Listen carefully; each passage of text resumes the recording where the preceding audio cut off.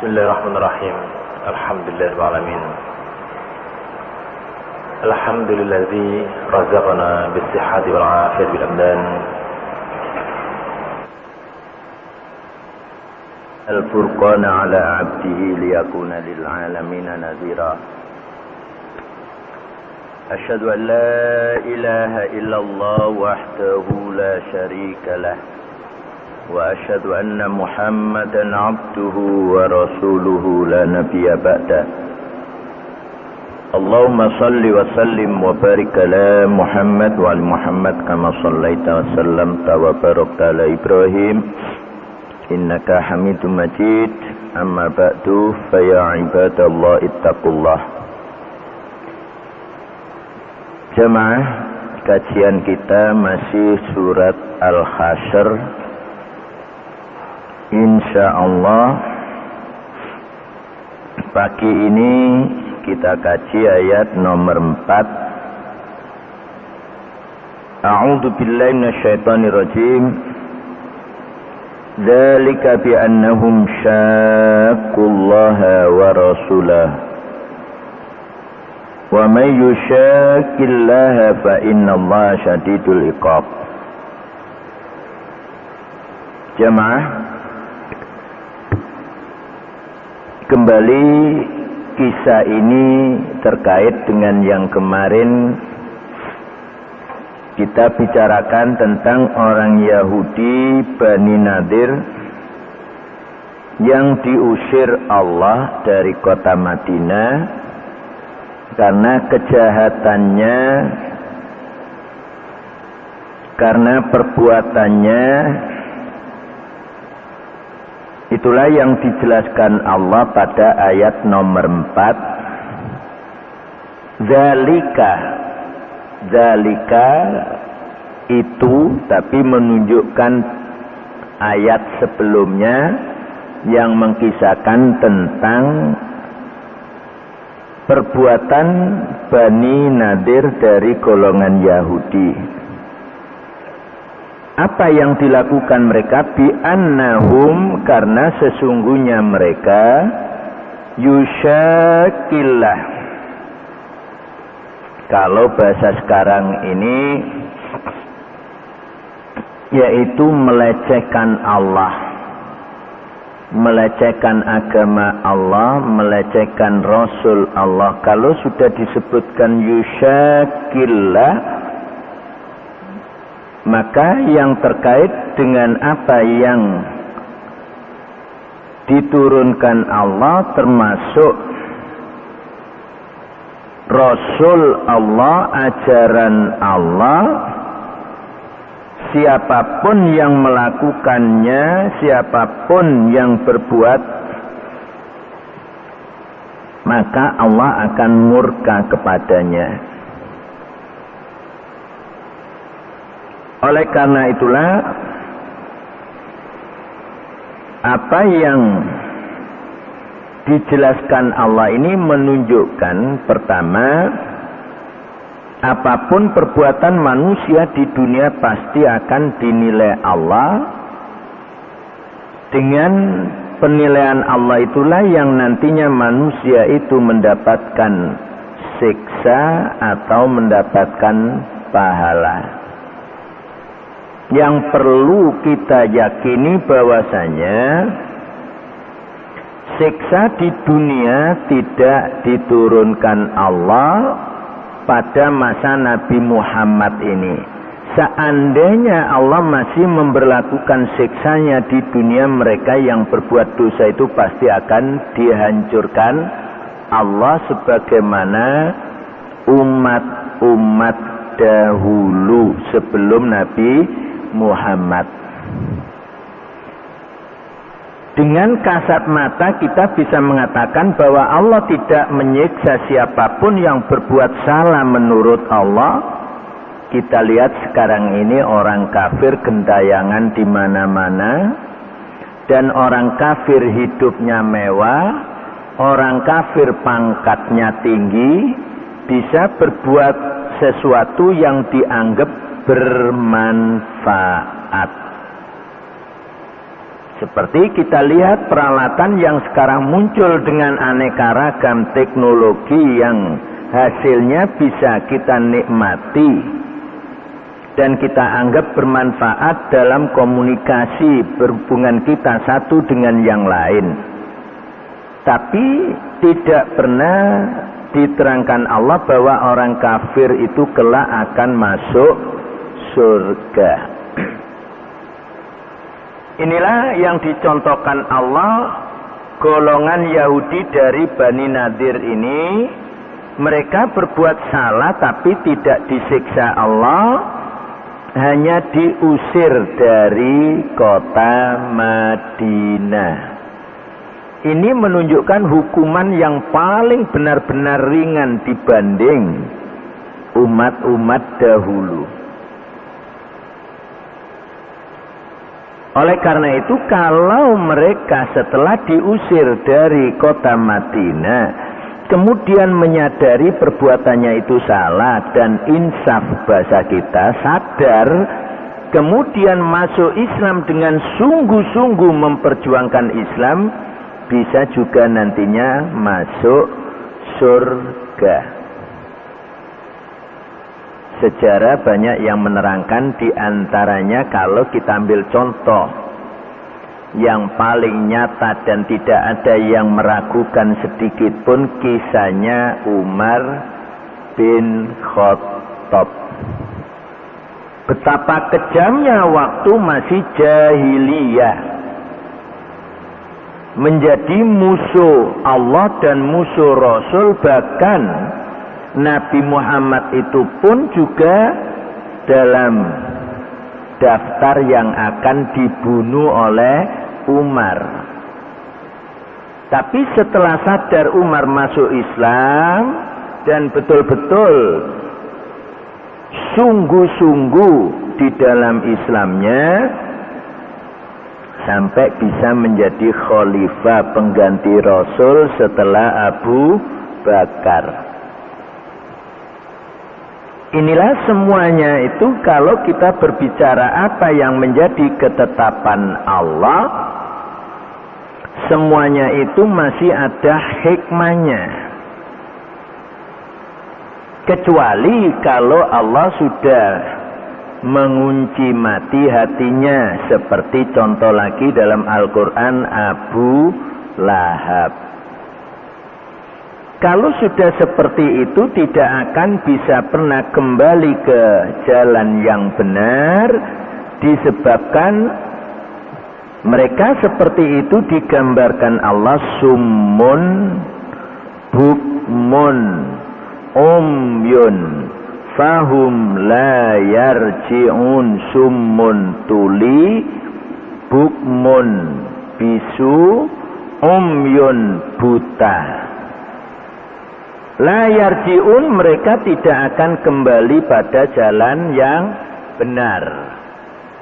Inilah yang mereka sudah istilah dalam Al-Quran, khatamallahu ala qulubihim. Hatinya sudah dikunci, sudah ditutup Allah. Wa ala sam'ihim, pendengarannya. Wa ala absorihim, penglihatannya. Akhirnya walahum azab, pada akhirnya kelak di akhirat akan disiksa.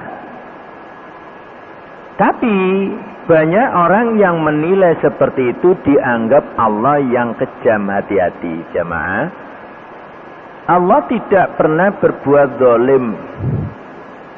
Wa mallahu bidzallamil lil abid. Allah tidak akan berbuat zalim kepada hamba-hambanya. Oleh karena itulah, semua yang ditetapkan Allah dan dikisahkan Allah kembali dalam Al-Quran ini tidak ada kisah yang iseng, kisah yang khayalan, tapi semuanya yang dikisahkan Allah ini pernah terjadi kalau itu dahulu, dan yang dikisahkan Allah yang akan datang pasti juga akan terjadi. Wa may yushakkil fa innallaha syadidul iqab. siapa saja yang menentang Allah, siapa saja yang melecehkan Allah, baik juga yang berkaitan dengan Rasul Allah, yang berkaitan dengan Quran, kalamullah, Islam, ajaran Allah, yang tidak mengikutinya pastilah dihadapkan dengan iqab, siksa. Dan iqab Allah betul-betul syadid, karena mereka yang disiksa itu tidak akan bisa keluar dari siksa, biarpun meronta, biarpun mereka itu usaha keras ingin keluar, tetap tidak akan bisa keluar. Meskipun mengajukan permohonan kepada Allah saat itu pun juga tidak akan diterima permohonannya.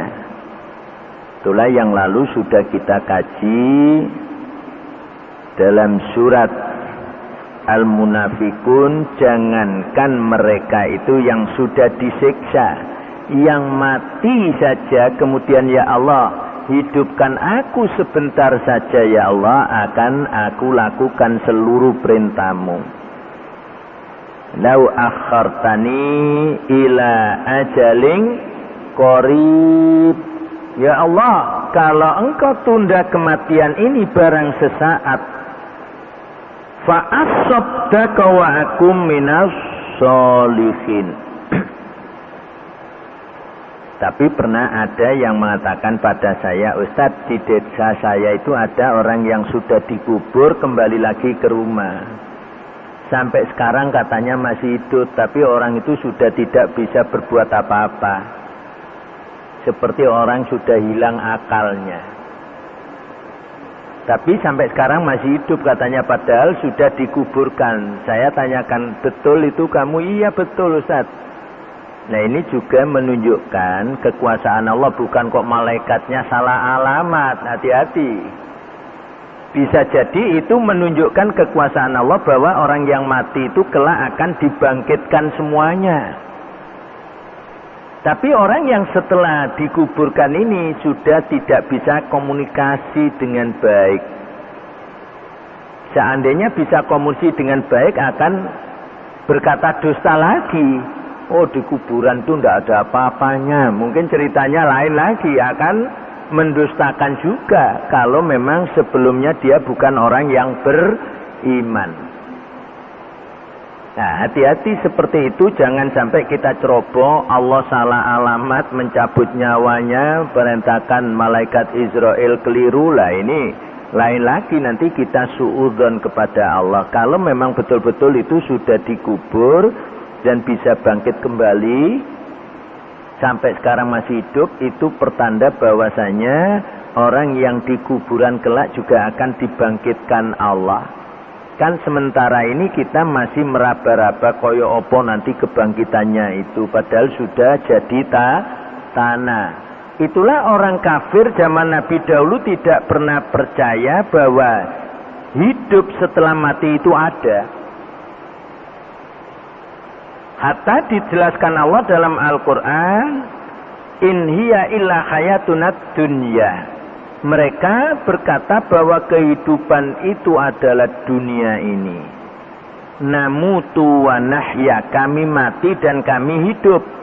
Wa ma nahnu bima ba'utsin, dan kami tidak akan dibangkitkan kembali oleh Allah. Itulah orang-orang kafir yang dahulu hidup bersama Nabi di kota Mekah mengatakan seperti itu, dan diabadikan Allah dalam Al-Quran. Muhammad, apa yang kamu sampaikan kebangkitan setelah mati itu kami tidak akan pernah percaya, sebab orang yang mati itu sudah campur jadi tanah.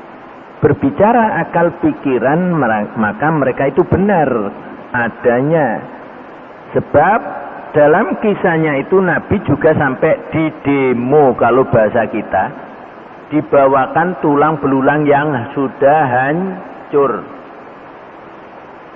Muhammad, kalau memang benar apa yang kamu katakan, nggak usah nunggu besok. Sekarang juga sudah aku bawakan tulang belulang yang sudah hancur. silakan kamu bangkitkan. Kalau kamu tidak bisa, mintalah Tuhanmu supaya membangkitkan sekarang juga, dan aku bisa melihat prosesnya. Bagaimana tulang yang hancur kok bisa bangkit kembali. Mereka minta bukti real. Hati-hati, padahal di dalam Al-Quran tentang kebangkitan orang yang mati itu tidak hanya Nabi Muhammad. Nabi Ibrahim sempat ragu. Kenapa? Karena memang dari dahulu orang yang mati itu anggapan yang hidup ini tidak akan bisa pernah bangkit kembali. Kata bapak Nabi Ibrahim pun juga tidak percaya. Akhirnya Nabi Ibrahim muncul keraguan, jangan-jangan karena suara terbanyak yang ngomong berarti benar. Akhirnya Nabi Ibrahim minta kepada Allah. Di dalam surat Al-Baqarah insya Allah ayat nomor 260, disitulah dikisahkan tentang Allah menghidupkan yang mati karena permintaan Nabi Ibrahim. Rabbi, kata Nabi Ibrahim, Tuhanku, arini kaifa tuhyil mauta, tunjukkan kepadaku bagaimana kamu menghidupkan orang yang mati. Malah Nabi Ibrahim ditegur Allah, awalam tu'min Ibrahim, belumkah kamu percaya apa yang aku katakan? Qala bala, ya Allah aku percaya, walakin supaya hatiku ini benar-benar mantap, lihat ma'inna qalbi. Akhirnya memang Allah perintahkan, khud arba'atan minat toir, ambillah 4 ekor burung. Ini kan sudah umum kisahnya. Cuman kadang-kadang kita juga terbawa dengan pemikiran seperti itu, kita akan lupa kepada Allah. Disembelihlah 4 ekor burung itu dan dicincang lah. Ada Quran terjemahan di situ pernah dibaca oleh salah seorang jamaah. Kan kebiasaan kalau saya ngaji, saya minta supaya jamaah itu menerjemahkannya, membaca sendiri. Ada yang berbunyi jinakkanlah. Hati-hati loh ya. Quran yang menerjemahkan jinakkanlah ini keliru. Nah kalau dijinakkan kan seperti merpati dijinakkan kemudian dilepas dari tempat jauh pulang. Kalau itu caranya berarti Nabi Ibrahim kan ini adu doro kalau bahasa Surabaya ini. Burungnya dijinakkan akhirnya dilepas dari tempat lain kemudian kembali pada tempatnya. Nah, padahal Nabi Ibrahim minta supaya Allah menghidupkan yang mati. Yang benar dicincang dan dicampur aduk 4 ekor burung itu, kemudian diambil 1 kepalan ini diletakkan di 4 penjuru ini sesuai dengan jumlah burung. Maka setelah dicampur aduk tadi diletakkan di 4 penjuru di atas bukit, Nabi Ibrahim diperintahkan Allah, fat'uhunna, maka panggillah 4 ekor burung, ya tina kasak, ya pasti akan mendatangi kamu dengan segera. Baru disitulah Nabi Ibrahim percaya bahwa orang yang hidup dan mati setelah mati dibangkitkan. Nabi Ibrahim semakin yakin. Yang asalnya percaya ada keraguan karena semua orang mengatakan bahwa mati tidak akan pernah dibangkitkan. Karena yang mengatakan lebih banyak berarti terpengaruh juga. Hingga sekarang kan sama. Yang dianggap benar itu kan loh yang mengatakan itu banyak. Suara yang terbanyak dianggap yang benar, yang menang. Dengan keterangan ini siapapun yang menyalahi Allah, baik yang menyalahi Allah itu jumlahnya banyak, ya tetap salah. Katakan tidak ada satupun orang yang mengikuti Rasul Allah yang hanya mengatakan yang benar itu hanya Nabi Allah akhir zaman, Nabi Muhammad, seluruh manusia saat itu tidak ada yang mau mengikuti Nabi Muhammad, apakah Nabi Muhammad diancam Allah dengan siksa dengan alasan karena tidak ada yang mengikuti kamu berarti kamu tidak berhasil? Apa demikian? Sesungguhnya tidak. Allah tidak akan pernah menyiksa nabinya selama nabi itu mentaati aturan Allah. Kalau seandainya manusia yang menyalahi tidak mau mengikuti nabi, seluruh manusia, katakan nabi sampai 0 pengikut, maka yang disiksa Allah adalah manusianya, bukan nabinya. Jamaah, itulah yang diancamkan Allah, wa may yushaqillaha fa innallaha syadidul iqab. Siapa yang menentang Allah, siapa yang melecehkan Allah, melecehkan Rasulnya, melecehkan kitabnya, melecehkan agamanya, pastilah kelak mereka akan disiksa oleh Allah di neraka. Kemudian ayat nomor 5 Allah menjelaskan apa yang dilakukan Nabi saat itu terhadap Bani Nadir, orang-orang Yahudi. Ma qata'tum min linatin aw taraktumuha qa'imatan ala usuliha fa bi idznillah. Apa saja yang kamu potong, yang kamu kotok tum, ada bahasa Jawa yang kamu ketok. Ketok niku cara Jawa, artinya memotong, menebang.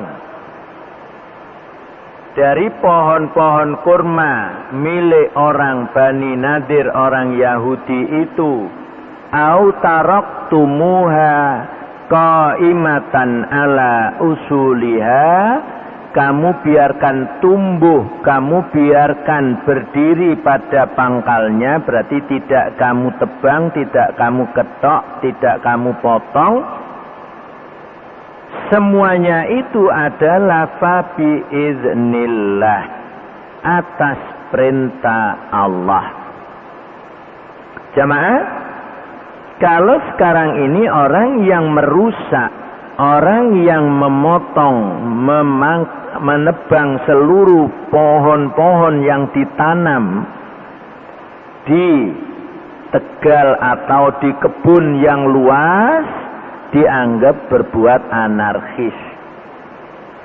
Itulah dahulu mereka orang-orang Yahudi yang melihat perbuatan itu teriak, "Ya Muhammad,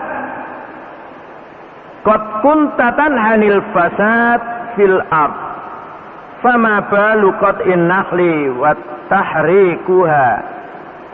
Muhammad, kamu melarang orang membuat kerusakan di muka bumi, tapi apa keadaanmu sekarang? Apa kondisimu sekarang? Kamu menebang pohon kurma dan membakarnya, berarti kamu berbuat anarkis.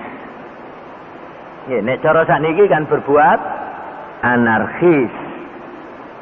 Akhirnya ada sahabat Nabi yang meragukan juga. Dari teriakan orang-orang Yahudi yang seperti itu, ya benar juga omongannya orang Yahudi itu. Nabi juga melarang orang berbuat kerusakan, tapi Nabi sendiri merusak, dan orang-orang mengikuti Nabi juga ikut merusak, memotong pohon kurma, membakarnya, habislah tanaman mereka. Yang punya teriak, kamu melarang orang berbuat kerusakan, kamu sendiri merusak. Kamu melarang orang berbuat anarkis, kamu sendiri yang berbuat anarkis. Semuanya ini akhirnya timbul keraguan dari orang-orang yang mengikuti Nabi. Kalau begitu ya sama saja Nabi dengan orang yang membuat kerusakan.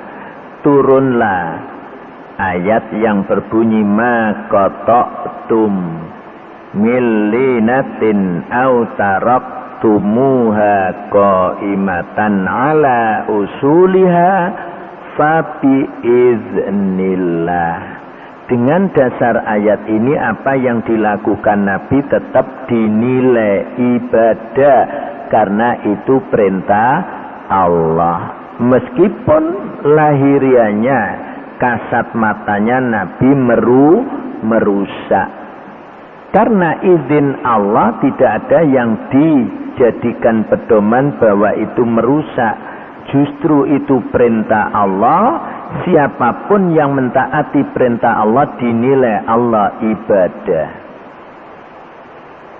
Karena apa? Kalau kita lihat semuanya ini dalam kondisi-kondisi peperangan yang saat itu yang menyebabkan Allah berbuat demikian atas perintahnya kepada Nabi karena mereka orang-orang Yahudi itu menyalahi aturan Allah. Menyalahi Allah dan Rasul-Nya. Oleh karena itu dengan perbuatan seperti ini tetap apa yang dilakukan Nabi berpahala, tidak akan menjadikan dasar bahwa itu perbuatan yang dosa, meskipun lahirianya Nabi berbuat anarkis kalau bahasa sekarang. Nabi menebang kurma seluruh milik orang Yahudi dan membakarnya. Maka perbuatan itu tidak dianggap perbuatan dosa menurut Allah. Justru Allah melakukan seperti itu dengan perintahnya, waliyajziyal fasikin. Itulah balasan bagi mereka yang berbuat kefasikan. Jemaah, makanya kalau ada orang Islam yang tidak pernah menjalankan perintah Allah, mereka disebut orang fasik. Ada orang Islam mengaku Islam tapi tidak pernah sholat, tidak pernah puasa, maka orang Islam seperti ini diancam sebagai orang yang fasik. Itulah orang-orang Yahudi yang mengaku beragama mengikuti Nabi Musa, tapi mereka sesungguhnya itu hanya dusta belaka, maka mereka disebut orang yang fasik. Dari asalnya agama tauhid yang dibawa Nabi Musa. Kemudian mereka tidak mau mengikuti Nabi Muhammad, mereka itu disebut orang kafir. Jadi pengertian fasik dan kafir itu nantinya sama saja. Samanya di mana? Orang fasik, orang kafir, orang munafik, orang musyrik, semuanya akan dimasukkan Allah neraka. Sebab orang fasik itu, orang munafik, orang kafir, orang musyrik menurut Allah, mereka itu adalah orang-orang yang zalim. Zalim itu kalau didefinisikan adalah meletakkan sesuatu tidak pada tempatnya. Lawan katanya zalim adil. Adil itu pengertiannya adalah meletakkan sesuatu pada tempatnya. Semuanya ini atas perintah Allah. Manusia disuruh mengikuti Nabi. Kalau ada manusia tidak mau mengikuti Nabi berarti zalim. Karena perintahnya harus mengikuti Nabi. Manusia disuruh mengikuti agama Islam. Kalau mereka manusia tidak mengikuti agama Islam, mereka itu zalim. Nah, kalau sudah ada yang mengikuti Islam tapi tidak menjalankan perintah Islam, mereka itu juga zalim. Kalau sudah Islam tapi melakukan perintah Islam hanya di luarnya saja, batinnya tetap menjadi orang kafir, itu juga zalim. Melakukan perintah Islam dengan membarengi, mengikuti apa yang bukan dari Islam, katakan orang itu menyembah Allah dari satu sisi perbuatan, menjalani perintah Allah, tapi di balik itu juga mentaati yang bukan dari Allah, disebut orang yang musyrik. Semuanya itu disebut Allah orang zalim. Maka orang yang zalim tidak pernah ada yang ditolong Allah. Wa ma lidzalimina min nasir, tidak ada orang zalim itu mendapatkan pertolongan. Orang zalim tempatnya adalah neraka. Itulah yang disebutkan Allah dari perbuatan mereka orang Yahudi. Dalam hal ini kisahnya Bani Nadir yang diusir Allah dari Madinah, dan semuanya yang dilakukan Nabi terhadap mereka sampai merusak kebun kurmanya itu tidak dianggap Nabi yang zalim. Justru itu tetap dinilai ibadah dan berpahala. Biarpun mereka teriak melecehkan Nabi, kamu melarang orang berbuat kerusakan, tapi kamu sendiri merusak. Tidak ada sesuatu yang diperintahkan Allah, baik wujudnya itu merusak seperti yang dilakukan Nabi, menebang seluruh pohon kurma milik orang Yahudi dan membakarnya, tetap semuanya itu dinilai Allah ibadah. Tidak akan diancam Allah sebagai orang yang zalim. Sebab dikatakan oleh Allah, ma qata'tum millinatin aw taraktumuha qa'imatan ala usuliha fa bi iznillah. Iznillah inilah yang merupakan perintah Allah. Dengan perintah Allah itulah Nabi lakukan dan para sahabat Nabi. Maka biarpun orang-orang Yahudi saat itu teriak melecehkan Nabi, tetap Allah tidak akan menerimanya. Dan merekalah pada posisi yang salah karena yusyakillah. Orang yang menentang Allah, menentang Rasulnya, pasti Allah tempatkan mereka itu di neraka. Kapan itu? Besok, saat mereka sudah dibangkitkan dari kuburnya. Jemaah, dengan keterangan ini kita bisa memahami agama Allah di akhir zaman ini hanyalah agama Islam. Siapapun yang tidak beragama Islam maka tidak akan diterima Allah, dan mereka itu tetap disebut Allah orang kafir. Tempat mereka kelak di akhirat adalah di neraka. Itulah yang disampaikan Allah dalam ayatnya, dan kita sebagai pengikut Nabi Muhammad di akhir zaman ini hanyalah berkata satu, sami'na wa ata'na. Ulaika humul mu'minuna haqqan. Itulah yang dianggap Allah orang yang benar-benar beriman. Mudah-mudahan kita termasuk di dalamnya, dan kita termasuk golongan orang yang dirahmati Allah dunia maupun di akhirat nanti. Aku qouli hadza wa astaghfirullah li wa lakum innahu wal ghafurur rahim.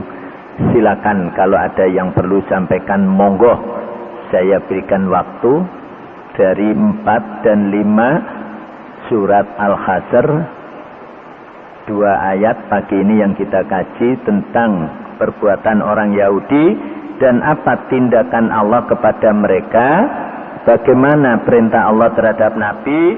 Biarpun itu lahirianya koyok-koyok merusak, tapi tidak dinilai sebagai merusak, tetap dinilai ibadah, karena itu perintah Allah. Monggo, silakan Bapak. Ye, monggo. Assalamualaikum Ustaz. Waalaikumsalam warahmatullahi wabarakatuh. Mohon tanya Ustaz tentang 3 golongan aja. Apa? Tapi 3 golongan kafir tadi. Kafir contohnya. Ya. Mohon penjelasan nih. Orang kafir tadi kan disebutkan Ustaz tidak akan dikatakan dimasukkan surga. Ya, betul. Pertama ya. Terus kedua Umar pada waktu itu dia kafir. Ya. Beliau kafir ya.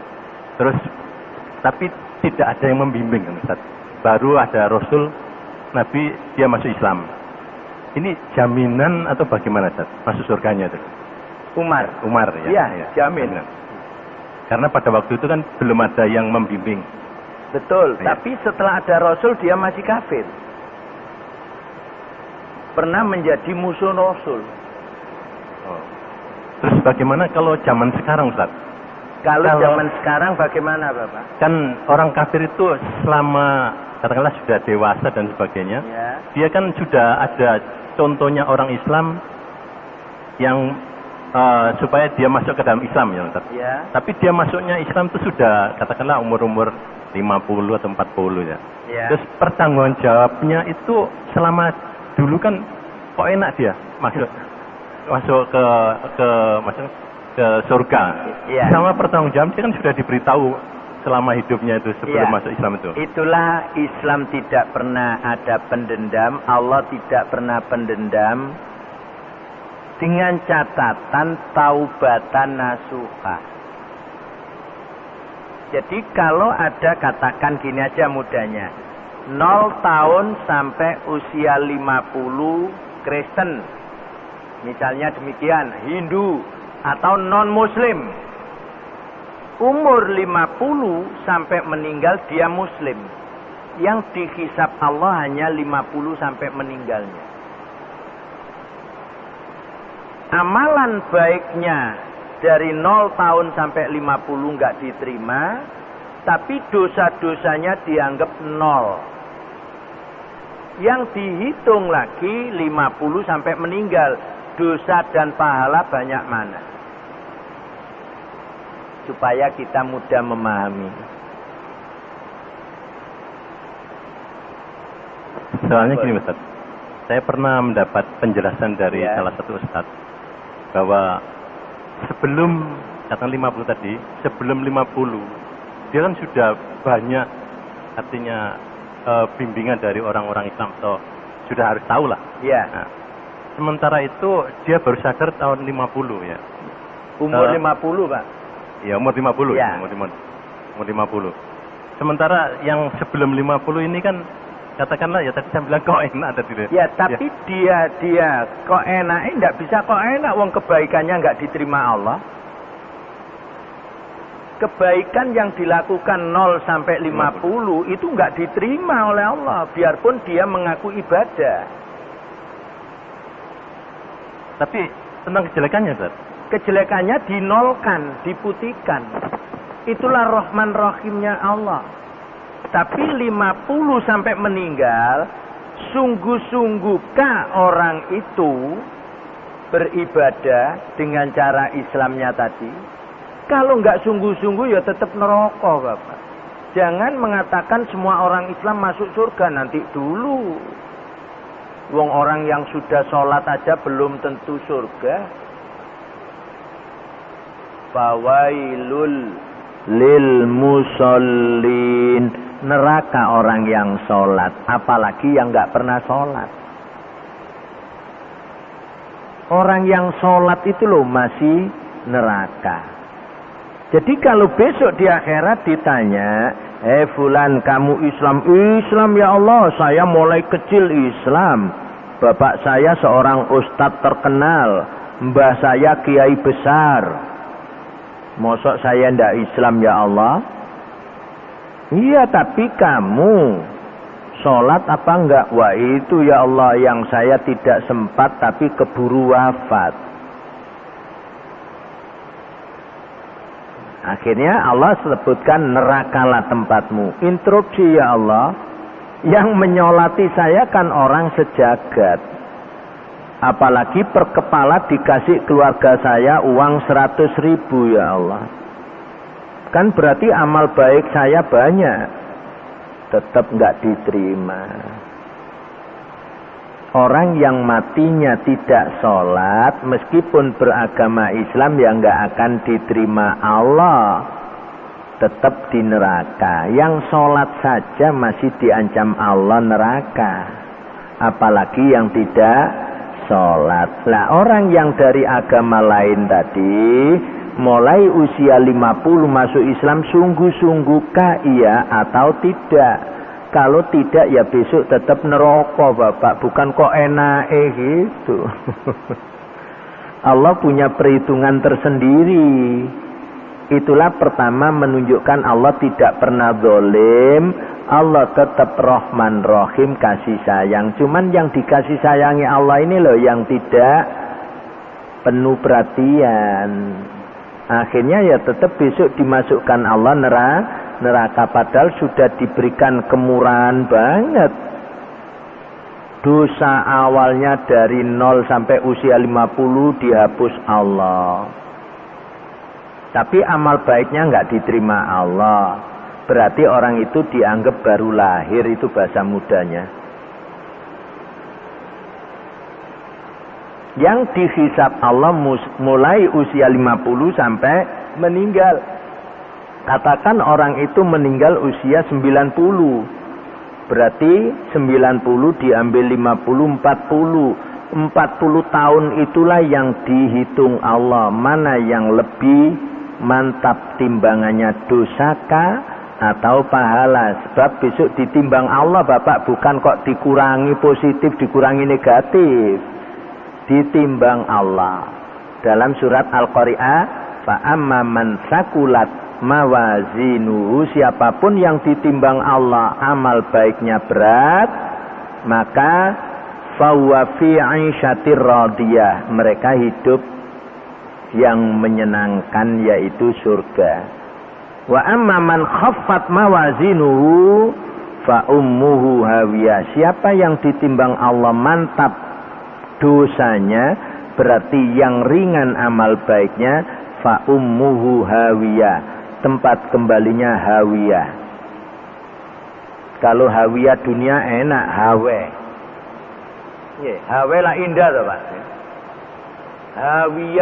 Hawiyah dunia itu hawe. Banyak orang yang menikmati di sana, tapi hawiyah neraka, narun hamiyah, api yang tidak pernah padam, menyala terus. Monggo silakan Bapak. Pemahaman saya tadi yang saya tanyakan 50 ke bawah itu dalam surat apa Ustaz?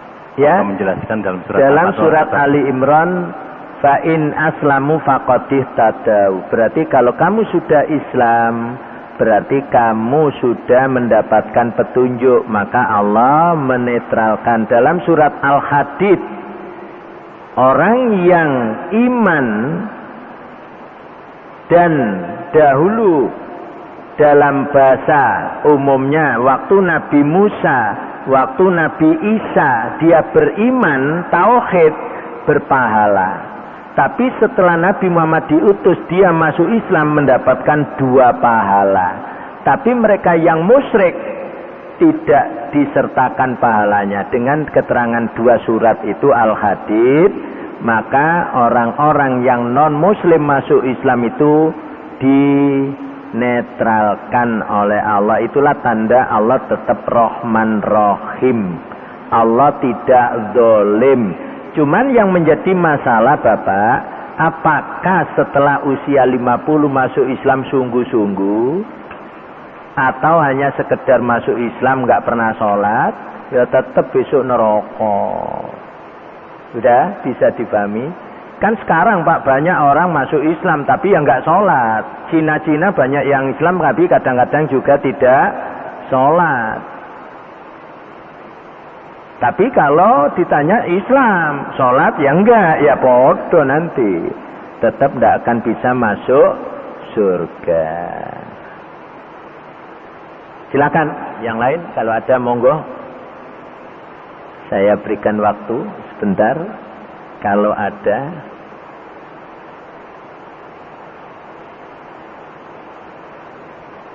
Nggih, monggo Bapak, silakan.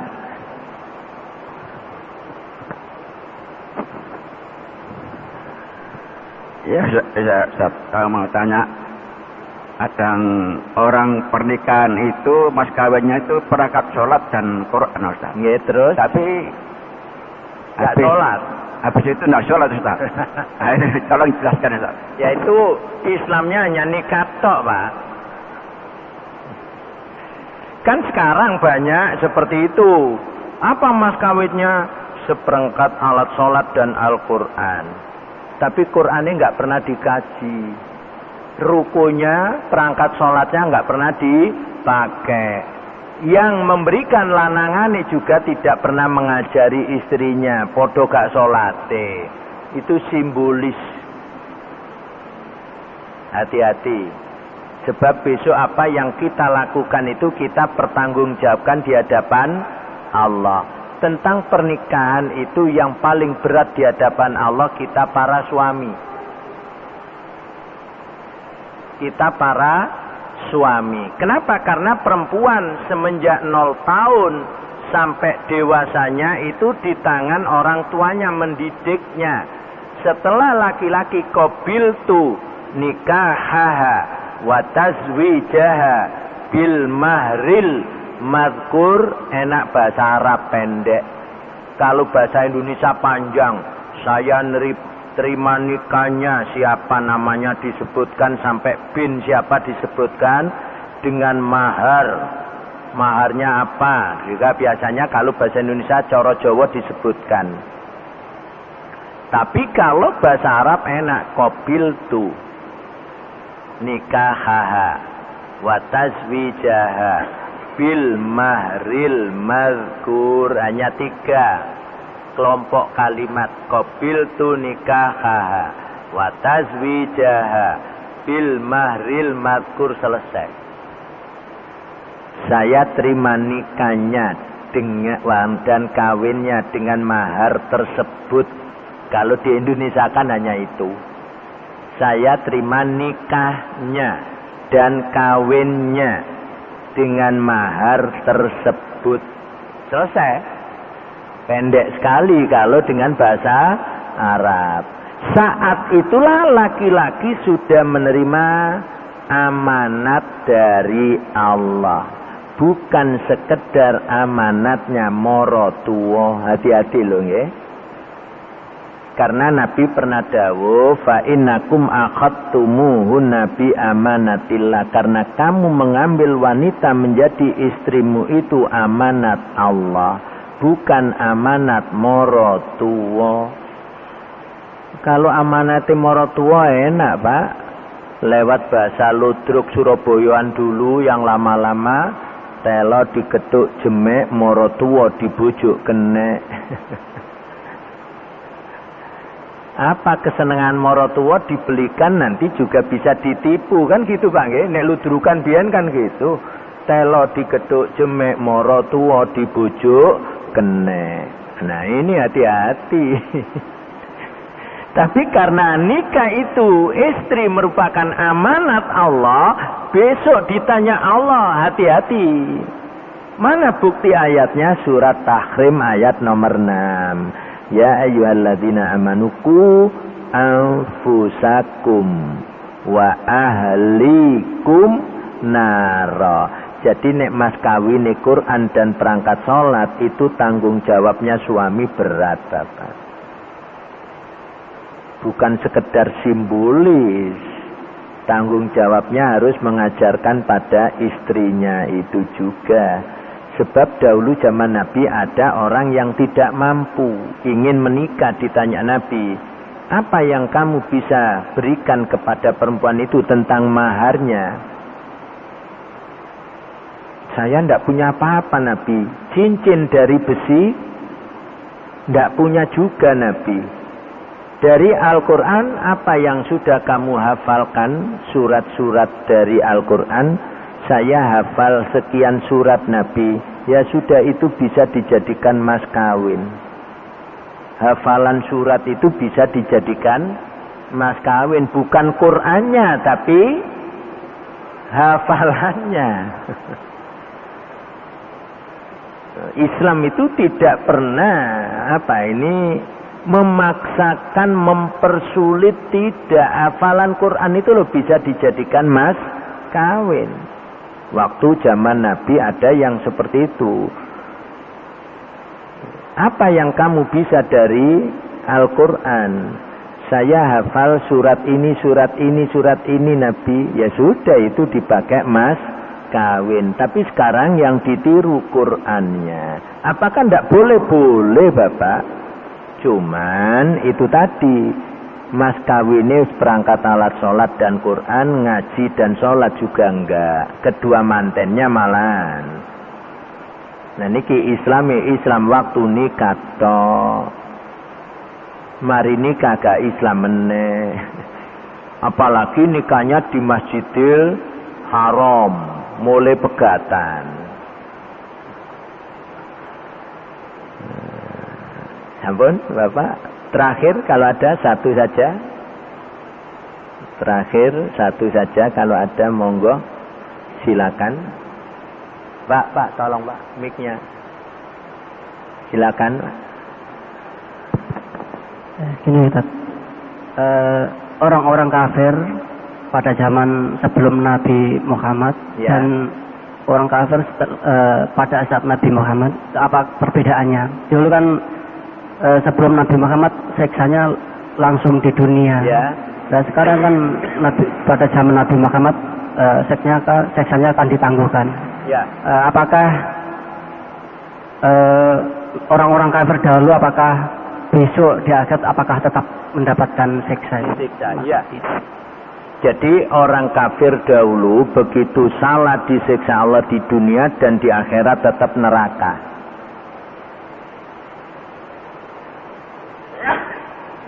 Kenapa orang kafir zaman Nabi kok tidak disiksa Allah di dunia? Karena bentuk risalahnya berbeda. Orang dahulu dalam pengertiannya Nabi dahulu diutus Allah hanya pada kaumnya. Katakan Nabi Musa pada kaumnya Nabi Musa, Nabi Isa pada kaumnya Nabi Isa, Nabi Ibrahim pada kaumnya Nabi Ibrahim, Nabi Nuh pada kaumnya Nabi Nuh, Nabi Adam hanya pada keluarganya. Gitu? Nabi Adam kan hanya pada keluarga, karena kan belum ada tonggo, belum ada besan Nabi Adam itu. Nabi Adam pasangan suami istri, punya anak kembar, dinikahkan bersilang. Itulah waktu pertama kali sudah tumbuh dewasa anak Nabi Adam, bapak moyang kita, antara Qabil dan Habil sudah terjadi pembunuhan. Sebab royoan perempuan. Padahal belum ada kafe, belum ada warung, belum ada tonggo. Masih anaknya Nabi Adam. Apakah sampai membunuh itu Nabi Adam yang mengajari? Tidak mungkin. Itulah SMS-nya iblis, SMS-nya syaitan yang mempengaruhi Qabil, yang membunuh kan Qabil. Nah, Qabil di SMS, Bil, bunuh dulurmu itu. Yang meng-SMS adalah iblis. Ya, minjem istilah HP, Pak. HP itu nek bisik-bisik lah SMS. Jadi kalau kita dahulu bisik-bisik harus dekat lewat kuping, sekarang tempat jauh kita bisa bisik-bisik. Ngomong nggak didengar orang, gitu. Lewat apa? SMS tadi. HP bunyi didelok, SMS masuk. Nggak ngomong. Nggak ada orang tahu. Baru ditanya ada apa tadi. Ini loh teman saya SMS. Baru ditunjukkan ini loh isine. Nah, itu bisik-bisik lewat HP. Jangan dikira iblis nggak punya HP. Oh, lebih canggih dari 3G.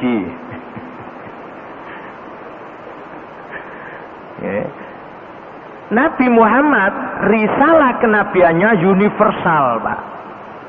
Nah, kalau disiksa Allah, seluruh manusia habis sak dunia.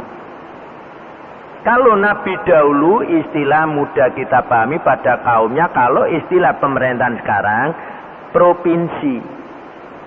Satu negara Indonesia terdiri dari berapa provinsi? Sebelum ada pengembangan dulu itu hanya 27. Sekarang pinten provinsi? 33, berarti tambah 6 Pak ya. Katakan Nabi dulu Jawa Timur ada Nabi, Jawa Tengah ada Nabi, Jawa Barat ada Nabi. Maka kalau umatnya Nabi di Jawa Timur bangkang, Jawa Timur dihabiskan Allah. Contoh sekarang terjadinya tsunami. Se-Indonesia apa rusak semuanya? Yang rusak yang dijadikan gempa di situ Aceh, tsunami, Jogja.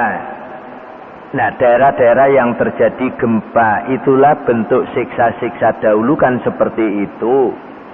Banjir, gempa, angin. Nah, sekarang merupakan kejadian alam. Apakah itu bisa dikatakan siksa? Bisa. Bagi mereka yang kafir. Bagi yang muslim nggak akan disiksa kalau mereka benar-benar taat. Matinya kena gempa tidak harus masuk surga semuanya, juga tidak harus masuk neraka semuanya, tetap berlaku hisab. Dan ketetapan itu nanti kalau pulang Bapak baca surat Fatir. Surat nomor 35 ayat terakhir. Allah berfirman, la yu'akhidullahu nasa bima kasabu ma taraka ala dhahriha min dabbatin walakin yu'akhiruhum ila ajalin musamma. Seandainya Allah menyiksa manusia disebabkan perbuatan manusia, pastilah tidak akan ada di muka bumi satu binatang melata pun tidak akan ada. Tapi Allah menangguhkannya ila ajalin musamma sampai batas waktu tertentu. Inilah sebab-sebab siksa dunia itu tidak ada, karena Allah sudah mencabut siksa itu. Buktinya di dalam surat Fatir ayat terakhir. Dan semuanya itu dilakukan Allah karena risalah Nabi Muhammad universal. Insya Allah demikian Bapak. Mudah-mudahan dengan keterangan ini kita semakin mantap berakidahkan tauhid akidah Islamnya, agar kita dirahmati Allah dunia ini maupun di akhirat nanti. Itulah tanda hamba Allah yang berbahagia. Assalamualaikum warahmatullahi wabarakatuh.